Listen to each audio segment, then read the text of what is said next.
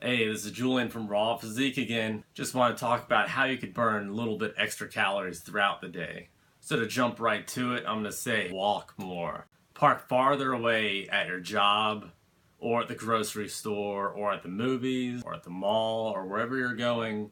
Park farther away. The little bit of extra walking does add up. It does help to burn calories. Plus, walking is just healthy for you in many different ways. Just for a couple benefits, just to let you guys know, an extra 30 minutes of walking a day can help with heart disease, high blood pressure, type 2 diabetes, strengthen your bones and muscles, and lose weight. Hence, burning more calories. So try to walk more. Every little bit you do extra is good. So now that we have established that walking is really healthy, it's really good for burning calories as well. Anytime I go on an extended walk, over like 5 or 10 minutes, I'll use my fitness tracker. It's called Map My Run, and you can turn it on before the walk or before a run or a bike ride even. And it'll track your distance, your pace. Sometimes it'll do like incline and decline if you're in a hilly area. And it tracks how many calories you've burned. Some of them actually track the location as well, so you can go back and look at what you actually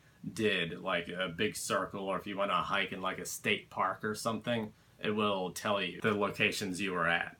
I also think it's a good psychological push for you as well, because if you're actually being tracked on how far you're walking, it might get you to walk just a little bit farther, or even just get you to go out that day and walk and just not to take the day off. Just think of it as a little mental push from an electronic device. Another benefit to using a fitness tracker like that is it could share the calories burned with your calorie counter. And so you could see the extra exercise you did that day. So if you're trying to actually hit your caloric deficit, which you should be if you're trying to lose weight anyway, then you can make sure if you ended up eating something a little extra and you went on your walk, and you wanted to hit below your maintenance calories, then you could see if you actually did it or not. So let's say, for an example, your maintenance calories are around 2,200 calories.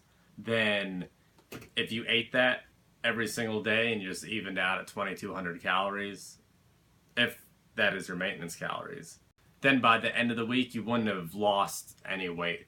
You would have just stayed the same. Maintenance calories. That's why they're called maintenance calories. So the second example is if your maintenance calories are 2,200 and you end up eating 2,500, but you went on a 45-minute walk and burned 300 calories. Then you'd be at your maintenance calories still, and if you did that every single day, went on the walk every single day, and ate 2,500 every single day, then at the end of the week you would still weigh the same. Now let's say for the third example, you ate 2,200 calories a day, but you still went on that 45-minute walk. So if you burned some around 300 calories a day, that would bring you down to 1,900. So you're 300 less calories than your maintenance level. You do that for an entire week, you will lose weight. Now, if you do that for an entire week and you don't lose weight, your maintenance calories are not 2,200 calories. They're not even 1,900 calories. You'll have to go below 1,900. But we're just using 2,200 as the example in the first place. Now, it could go the opposite. If your maintenance is 2,200 calories a day and you're eating 2,500 calories a day and you're not doing anything else, you're eating 300 calories over your maintenance level, you will be gaining weight by the end of the week. So that's why it's really important to make sure you're as accurate as possible with your calories, because something simple could throw you over or under your maintenance level, or if you're trying to cut or gain. So for an example, the other week I ran 1.5 miles. I might have walked a little bit too. Jogging, I burned 280 calories. A couple days before that, I walked for 45 minutes. Well, actually it's 42 minutes.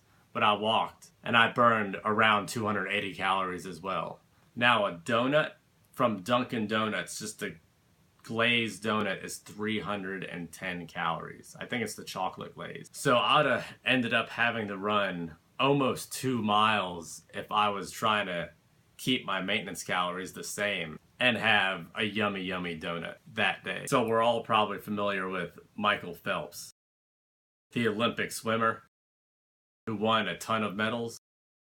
Now for his exercise and what he does, he eats 12,000 calories a day. Yes, I wish I could eat 12,000 damn calories a day. I'd be a happy person. But I am not an Olympic swimmer, and I'm not burning that much calories, and I probably don't have time to burn that much calories. So that's just to let you know he's burning this much calories, and he's taking in that much calories. He doesn't want to lose any muscle, or, he wants to stay around whatever body weight he wants to. So he has to take in that much and burn that much. And that's what we're going to do, but just on a smaller scale. Unless you're an Olympic swimmer, and thank you for watching the channel. So this is why working in an office setting is really not healthy for you. It's not good for your weight. It's not good for your heart. There's a lot of things it's really not good for. So for 8 hours a day, you're typing away at your computer. You're not burning any calories, and you're just being unhealthy. Well, technically, you're burning kind of calories. You're breathing them out, your lungs, your heart, your intestines, little muscles in your fingers and forearms typing on the computer, your leg twitching, even your fidgeting with stuff on your desk. That's all burning calories. Your boss pissing you off and your eye twitching, that's even burning calories. But even all that is minuscule compared to actually going on a walk or doing exercise. So here's a little thing, just some stats. I could post this in the link below. I'm just sitting for too long. So let me read this. Research has linked sitting for long periods of time with a number of health concerns, including obesity and metabolic syndrome, a cluster of conditions that includes increased blood pressure, high blood sugar, excess body fat around the waist and abdominal, cholesterol levels. Too much sitting also seems to increase the risk of death and cardiovascular disease and cancer. A nearly 50% increase in death from any cause, and about a 25% increase of events associated with cardiovascular disease, such as pain, angina, or heart attack. So this is all caused from sitting every single day. A lot of people do have desk jobs, and you're stuck at your desk, except for your lunch period, for hours and hours. It's not good. It's not healthy. What you can do if you're in your cubicle, no one can see you, or even if people can see you, just get up, stand up, type on your keyboard, like walk back and forth, just move for a minute or two. You could even bend down, you could do some squats if you want. Just something to get your blood flowing and your heart rate escalated. Even some fitness trackers now, my Apple Watch, it'll remind me probably about every hour if I've just been sitting, it'll tell me to stand for a minute, which is really helpful. There's other ones that do it as well. And exercise is actually even good for your brain. Some gamers that get paid thousands of dollars to play games that you have to make split-second decisions, they're actually coached to kind of move around and do the same thing. Exercise is healthy for your brain. It keeps you sharp. If you have any questions, hit me down below. Like the video. If you don't like the video, don't like the video. But I'm open for suggestion. This isn't preaching, it's a conversation we're having. All right, y'all. Peace.